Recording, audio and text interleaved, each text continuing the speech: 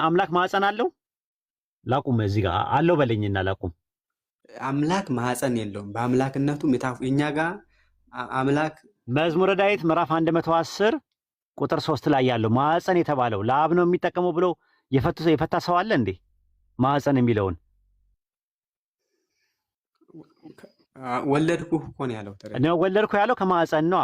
አወጣሁ ይላል ሌላ ቦታ ላይ ትርጉሙ አወጣሁ በሚል ይመጣል። ሰላም እንዴት ናችሁ? እግዚአብሔር ይመስገን። መዝሙረ ዳዊት 110:3 ካንተ ጋር ቀድሞ በኃይል ቀን በቅዱሳን ብርሃን ከአጥቢያ ኮከብ አስቀድሞ ከሆድ ወለድኩ። ዮሐንስ ወንጌል 4:4 እግዚአብሔር መንፈስ ነው፣ እግዚአብሔር ረቂቅ ነው፣ እግዚአብሔር ሆድም ሆነ ማህፀን የለውም። ክርስቶስ ኢየሱስ የአብ ቃል ነው። አብ ዓለማትን የፈጠረው በቃሉ ነው። ያ ቃል ደግሞ ከእርሱ የሚወጣ ከእርሱ የተገኘ መለኮታዊ አካላዊ ቃል ነው። ስለዚህ በምሳሌ የተነገረ ቅዱስ አትናቴዎስ በሃይማኖተ አበው ምዕራፍ 25 የእግዚአብሔር አብ ቃል ነው፣ ለወልድ ዋህድ ልናገረው የማይቻለን ልደት ከመላእክት ሁሉ መፈጠር አስቀድሞ የወለደው የአብ ባህሪ የሚሆን ባህሪ ገንዘቡ ነው። በዚህ ዓለም በሚመጣውም ዓለም የሚታየውን የማይታየውን ሁሉ ካለመኖር ወደ መኖር እግዚአብሔር አብ የፈጠረበት ቃሉ እርሱ ነው።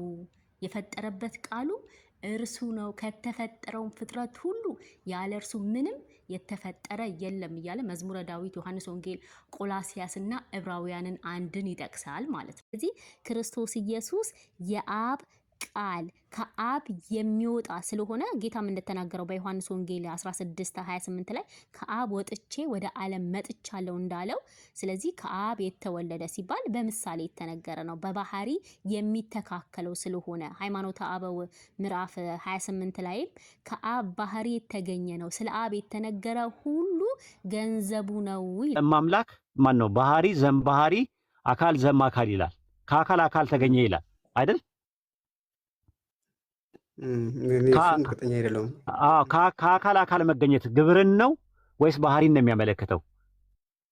ከአካል አካል መገኘት ግብርን ነው የሚያመለክተው። የአብ ግብሩ ወላዲ ነው፣ የወልድ ግብሩ ተወላዲ ነው፣ ልጅነት ነው። መለኮት ግን አንድ ብለን ነው የምናምነው። መዝሙረ ዳዊት 110:3 አንድምታው ራሱ እንደዛ ነው የሚለን። ዓለም ሳይፈጠር አስቀድመው ባህሪ ዘም ባህሪ አካል ዘማ አካል ወለድኩ ይላል። ባህሪ የሚለው መለኮትነትን ነው። አንድ መለኮት ነው። የአብ መለኮት የወልድም የመንፈስ ቅዱስም መለኮት ነው። በአካል ግን ሶስት ብለን ነው የምናምነው።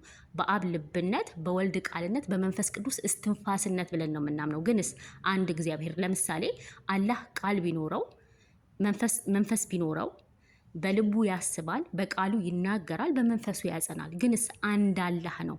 ቃሉ መለኮታዊ ቃል ስለሆነ ራሱን የቻለ ፐርሰን ቢሆንም ከአላህ የተለየ ሌላ አምላክ ሊሆን አይችልም። ስለዚህ አንድ አላህ አንድ መለኮት ብለን ነው የምናምነው ማለት ነው።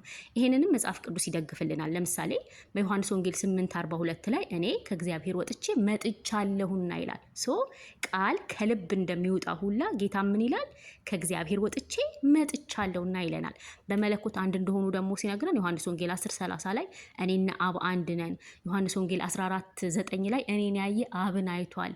ዕብራውያን ላይ እርሱ የክብሩ ነጸብራቅና የባህሪው ምሳሌ ይለናል። በመለኮት አንድ እንደሆኑ በአካል ግን